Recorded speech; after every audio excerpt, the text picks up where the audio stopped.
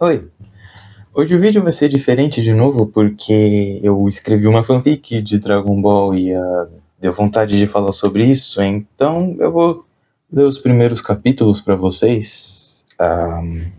Essa é a primeira vez que eu escrevo uma história com mais do que umas poucas páginas, mas eu acho que até que ficou bem legal e tudo mais considerando isso. E é uma história de ficção e aventura espacial com toques de ação e comédia e se passa antes dos eventos do Dragon Ball, então você não precisa realmente ter visto o anime ou o mangá. E, bom, de qualquer maneira, antes de começarmos, eu vou aproveitar para avisar que eu fiz uma ilustração dessa história e eu postei no meu Instagram e eu vou colocar o link aí em algum lugar para vocês irem lá e curtirem se vocês quiserem também. Mas façam isso depois de terem assistido esse vídeo para não ferrar com o tempo de exibição. É sério, é porque eu tenho esse costume de ficar enrolando, enrolando, enrolando. E também tem o fato de que eu falo meio devagar às vezes. Aí nisso as pessoas acabam perdendo a paciência e fechando o vídeo. Mas tá, sem mais enrolação, vamos nessa. Sulfuromania. Introdução. Planta era um planeta pequeno localizado num canto pouco visitado do universo. Tinha uma boa variedade de biomas, tais como florestas, desertos, oceanos e montanhas. As pessoas de lá eram simples, mas ambiciosas. Gostavam de tudo que envolvesse ciência e tecnologias usadas para manter um estilo de vida confortável e feliz. Não precisavam de muito, eram um povo pacífico, à exceção de umas poucas contendas isoladas, e possuíam recursos em abundância em seu próprio planeta. Eles também adoravam olhar para o céu e refletir sobre os maravilhosos mistérios do universo. Então assim era a vida dos Sulfurudins, e desse jeito foi por muito tempo, até que tudo mudou. Os Saiyajins vieram de algum lugar desconhecido do espaço em suas naves e pouco se sabe sobre eles antes do dia em que aterrissaram em um dos desertos de Planta e ali ficaram. Eram um povo bárbaro, trocariam qualquer coisa por uma boa luta e uma boa refeição. Também eram fortes, tendo se adaptado quase que imediatamente à gravidade de Planta, 10 vezes mais elevada do que a maioria dos planetas habitáveis. Não tiveram problemas em construir suas moradias e em caçar para sobreviver. Os Tsufurudins logo foram conhecer seus novos colegas de planeta. Ambas as raças eram até bem parecidas, embora os Saiyajins tivessem uma musculatura mais avantajada e fossem mais altos, além de terem uma cauda de macaco. O primeiro encontro entre as duas raças ocorreu bem e pouco mais se falou sobre os Saiyajins desde então, até que eles começaram a atacar, alguns anos após terem chegado ao planeta. Clamavam principalmente por mais conquistas territoriais em Planta. Os Sulfurudins não estavam acostumados a esse tipo de conflito, mas logo construíram armas e armaduras e, juntando com o fato de serem mais numerosos, conseguiram fazer frente à força dos Saiyajins. Essa guerra durava 10 anos e já tinha um alto número de mortos, abalando completamente a paz já quase esquecida do planeta Planta. Mas algo muito, muito pior estava prestes a acontecer, e nada voltaria a ser como antes. Mas antes de tudo isso, um jovem Sulfurudin estava feliz da vida, olhando as estrelas com seu avô. Prólogo. Tá vendo aquela estrela? O nome dela é Desato. É uma estrela muito especial, porque de acordo com minhas análises, tem um planeta chamado Remonpai orbitando ela, com fortes chances de ser habitável como o nosso. Deve ser confortável, não? Ryoso explicava a Purin, seu neto de apenas 8 anos, que olhava curioso pela lente do telescópio. Era uma noite calma e estrelada no deserto onde eles dois foram, especificamente para olhar o céu. Pelas plantas, deve ser mesmo, é fantástico, Purin respondeu animado. Adorava quando seu avô lhe mostrava os aparelhos tecnológicos que ele mesmo inventava, como o próprio telescópio. Será que já não tem gente lá? Eu acredito mesmo que sim. Pela distância da estrela, a temperatura deve ser agradável. Aposto que eles têm muitas praias e pousadas para viajar nas férias, com café da manhã grátis e tudo. Pelo menos é o que eu acho. Não dá para observar tudo isso só com um telescópio, ele disse, rindo. O telescópio projetado por Eioso era provavelmente o mais avançado de todo o planeta Planta, podendo observar objetos a bilhões de anos-luz de distância, além de poder ser facilmente carregado por aí em uma maleta. Mas não era, porém, a invenção mais incrível de Eioso. Ainda dentro de seu interesse pelo espaço, seus projetos favoritos, que ainda não estavam finalizados, eram as naves espaciais. Pequenas cápsulas com espaço apenas para um passageiro, mas poderiam levar os Tsufurudins por distâncias grandes em pouco tempo pelo espaço sideral. Estava criando naves maiores também, que demorariam mais tempo para chegar a seus destinos, mas que poderiam levar muito mais passageiros. O sonho de Eioso era poder explorar outros planetas, especialmente Eremon Pai. Mas um certo contratempo chegou à planta em escala global e isso mudou os planos de muita gente. E você acha que esses Saiyajins vieram de lá, vovô? Bem, eu acho que não. Eremon Pai deve ser tranquilo demais para eles, mas ninguém sabe exatamente de onde, como ou por onde eles vieram para cá. Eles devem ter tido qualquer tipo de origem horrível, isso sim. Queria que nunca tivessem vindo. Muitos pensam assim, Purin, mas essa é uma questão complicada demais, ainda mais para uma criança, Eioso disse. De fato, era uma questão complicada. Os investimentos em tecnologias voltadas para a exploração espacial caíram drasticamente, dando lugar aos avanços em armas e outras tecnologias de guerra, quando os Saiyajins começaram a criar problemas. Eioso, na sua qualidade de o cientista mais famoso do mundo, também ajudava nisso. Sem o uso da tecnologia, os Tsufurudins não teriam a menor chance, de tão fortes que eram seus oponentes. De qualquer maneira, não se preocupe com isso agora. Um dia essa guerra vai acabar, e nós finalmente poderemos ir conhecer Eremon Pai e outros planetas pelo universo. Vai ser uma aventura. Capítulo 1. Cara, isso foi incrível! Purin gritou a seu primo Keki, enquanto este descia para o chão depois de um voo com um par de sapatos a jato. Seu poder de luta fica muito alto quando você está voando. Chegou quase a 100. Eu não sabia que o Scounter levava em conta se o alvo estava usando algum equipamento. Acho que não leva em conta mesmo, disse Keki cheio de si, sentando-se no chão para tomar fôlego. Mas a sensação de estar voando é incrível. Sinto como se eu fosse capaz de fazer qualquer coisa, então deve ser por isso. Você devia tentar mais. Não, obrigado.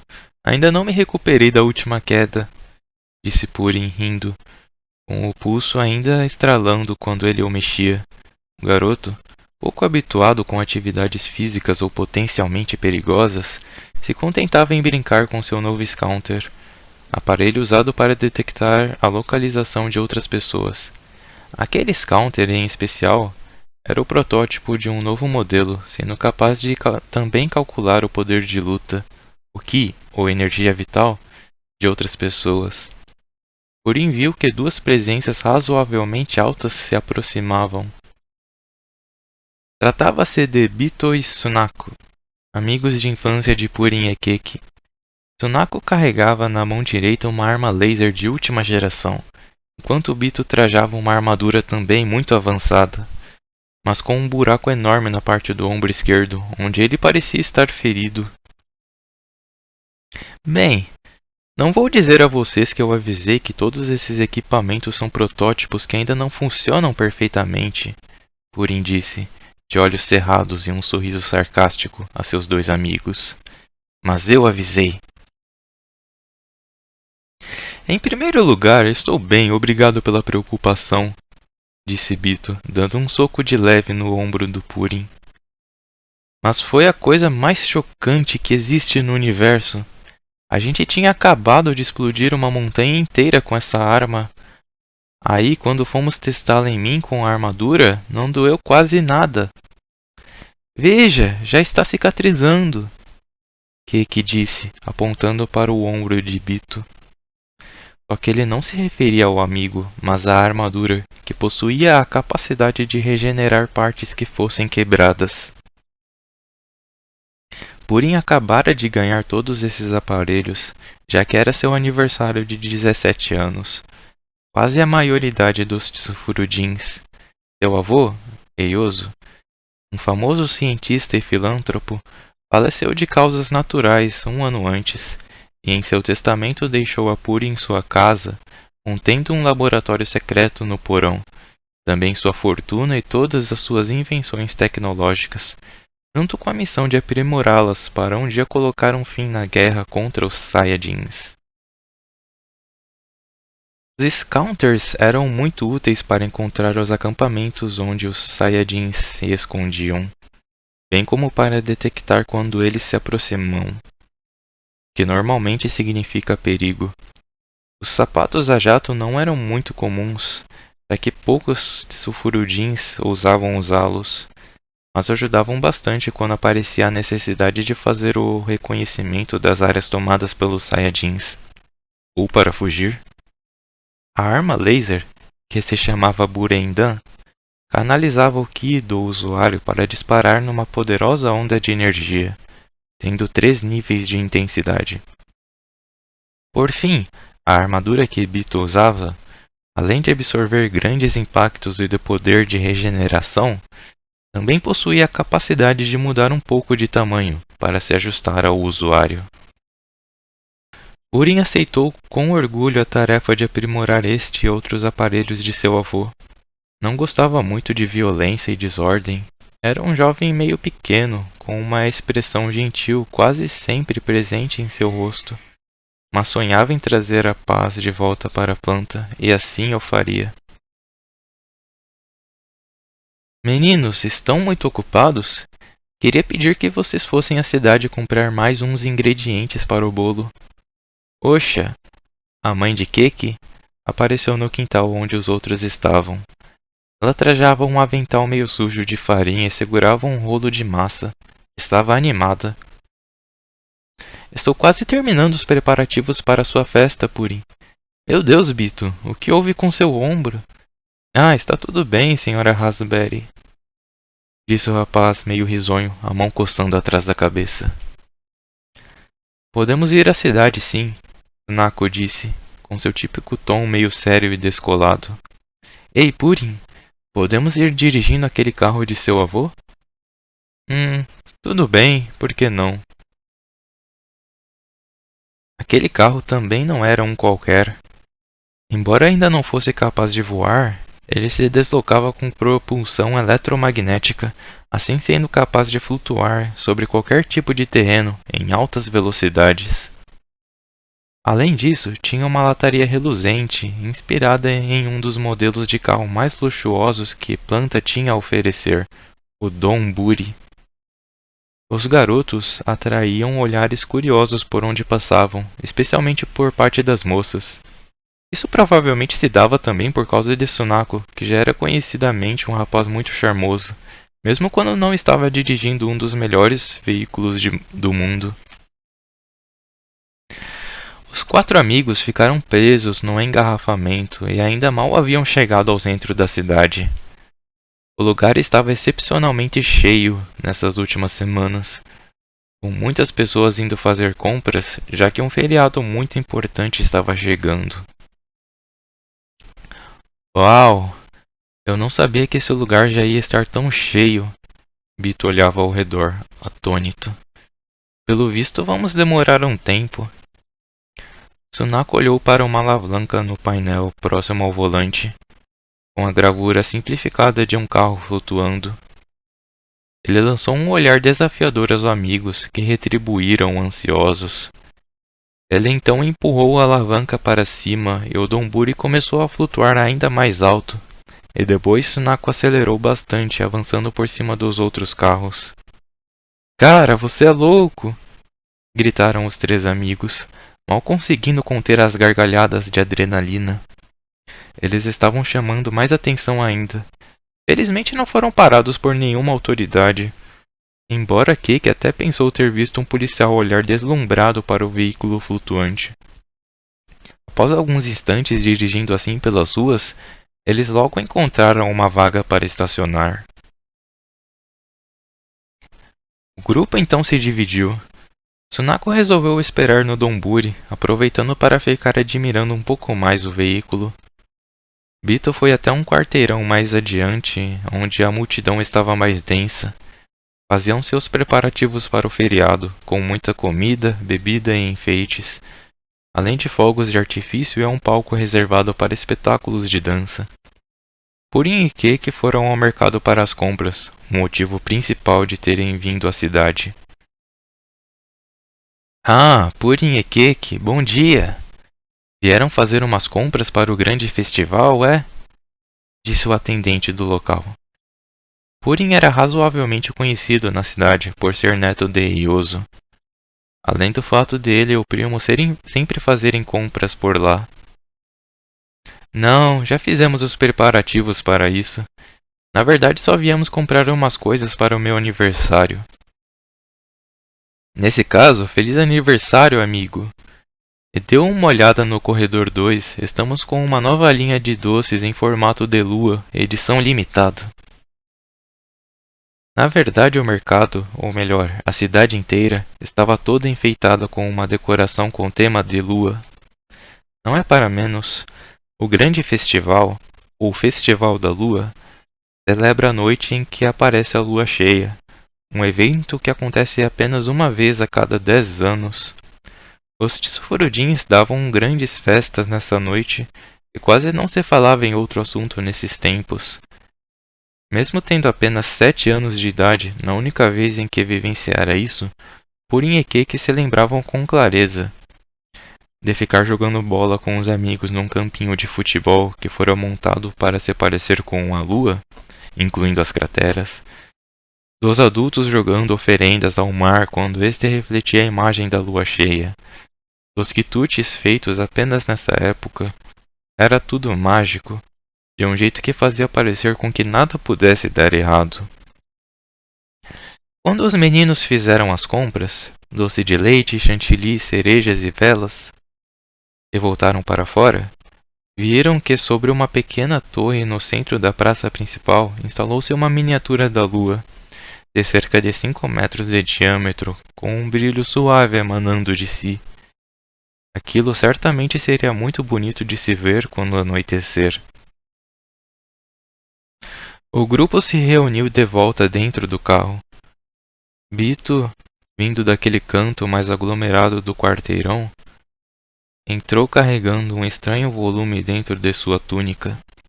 Galera, olha só o que eu achei dando sopa lá onde estavam descarregando as coisas para o festival. Ele discretamente mostrou 4 garrafas de vinho de verdura, uma bebida típica de planta. Tinha um montão e ninguém estava nem olhando. Que acham de irmos ao deserto dar um jeito nessas bebidas? Vamos, disse Sunako, com uma empolgação que ele raramente demonstrava. A gente pode ir dirigindo pelo deserto e aproveitar para ver o quão rápido essa belezinha é capaz de ir. Ele deu uns tapinhas no painel do Donburi. Purin e Cake se entreolharam, meio inseguros. Não eram muito chegados em bebidas alcoólicas. Sinceramente preferiam suco de laranja. Mas logo concordaram, e o grupo partiu animado da cidade. Após levar as compras para a casa de Cake, o grupo foi embora novamente, levando também consigo os novos brinquedos de Purin, já que teriam bastante espaço para se divertir com eles no deserto. O Donburi avançava rápido, balançando pouco sobre o chão de terra irregular, cheio de pedras e buracos. Era mais ou menos como estar em uma lancha, uma bem veloz. Num certo ponto passaram por cima de uma montanha um pouco alta e logo em seguida viram que ela acabava em um barranco. Quando assim o carro chegou a voar vários metros acima do chão, e em pleno ar começou a se inclinar para a frente, e os 4 amigos, aos berros, jogaram seus corpos para trás a fim de evitar que caíssem capotando. Felizmente deu certo, e eles fizeram uma aterrissagem bastante suave, considerando a altura, graças aos propulsores eletromagnéticos do Donburi. Os Tsufurudins comemoraram frenéticos pela manobra bem-sucedida, e assim seguiram por mais vários quilômetros pelo deserto. Finalmente encontraram um bom lugar para parar.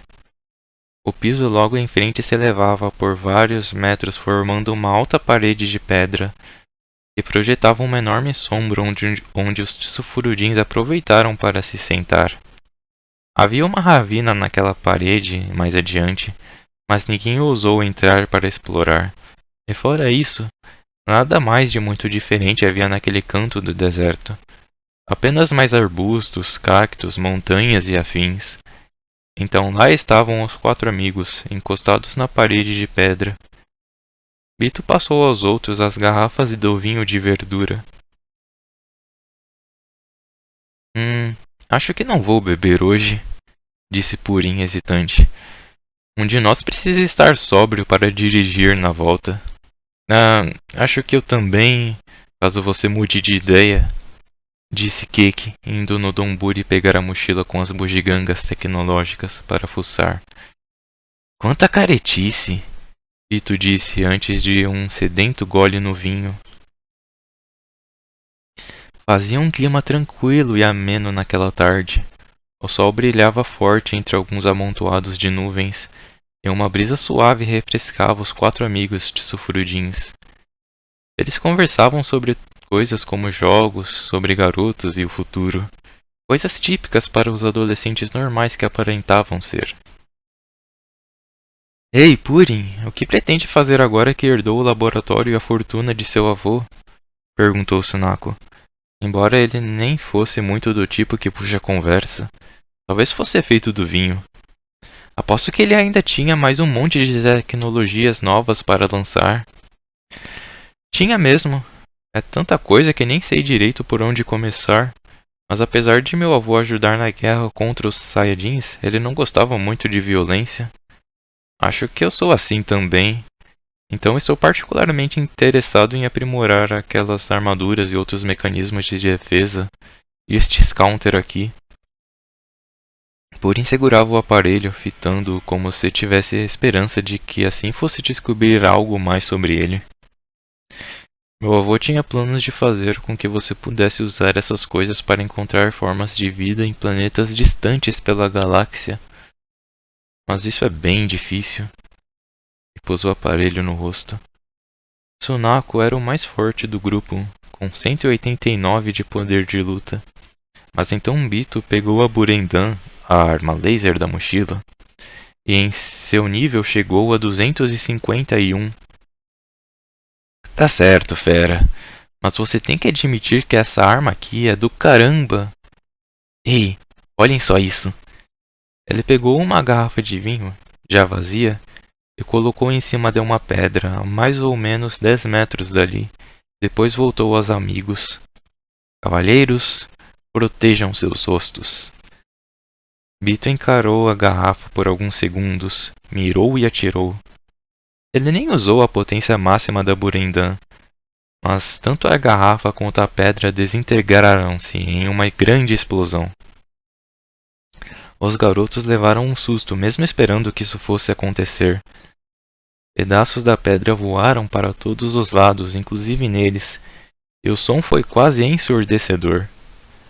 Bito ficou pulando e urrando descontrolado, tamanho era a sua emoção e fascinação por qualquer coisa que explodisse, e ele demonstrava que o vinho já começava a fazer efeito em seu corpo.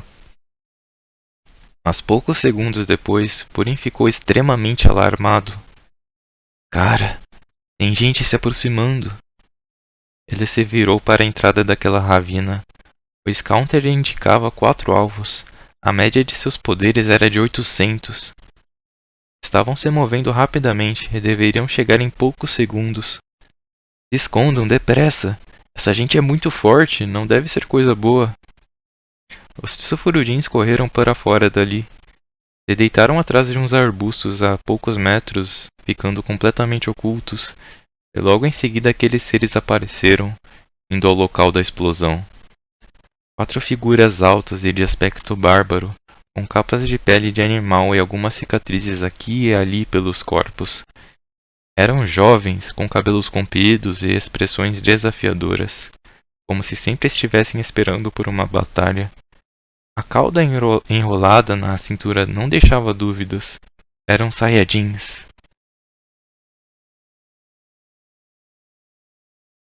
Pois é, por enquanto é só. O primeiro arco da história já tá todo completo e vocês podem ler pelo link que eu vou colocar na descrição também. E eu não sei se eu vou ler mais capítulos, então se você quiser que eu leia aqui, curte, comenta, compartilhe e tudo mais. Mas por enquanto é isso. Valeu por ter assistido até aqui e até a próxima. Ah, eu quero aproveitar essa parte do vídeo também para mandar um recado pro meu amigo do canal Biel Biero. E cara, volta a postar vídeo logo e volta a escrever a Star Chronicles também. A sua história é muito maneira.